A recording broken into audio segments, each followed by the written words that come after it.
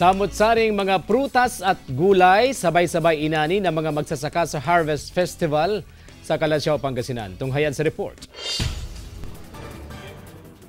Sari-saring mga prutas at gulay ang inani ng mga magsasaka sa 7,000 square meters na lawak ng learning field sa Barangay Duyong, Calasiao, Pangasinan. Marami ang naani nilang prutas tulad ng pakwan at honeydew. Mayroon ding mga gulay gaya ng ampalaya, talong at marami pang iba. Dati nang nagtatanim ang mga kalahok sa Naturang Livelihood Project. Pero may mga bagong teknik silang natutunan gaya ng soil testing upang malaman kung ano ang mainam na itanim sa kanilang lupain. Itinuro rin ang diversified farming o pagtatanim ng magkakaibang gulay sa isang lupain para mas malaki ang kita.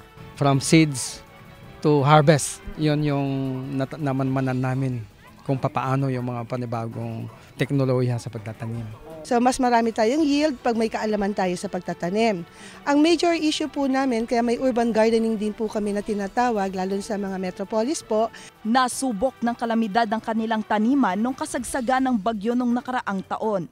Pero laking pasasalamat ng lahat na nakapag-ani pa rin sila ng masagana. Masyadong malalim kasi yung baha hanggang tuhod eh. At nagtagal siya ng 1 week. Wala tayo talagang magawa. We were then out of control of that.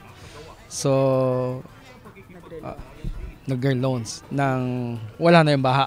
Sa kanilang cook fest kung saan tampok ang iba't ibang vegetable dishes, natikman ng mga trainee ang kalidad ng mga inaning gulay. Fresh na fresh po.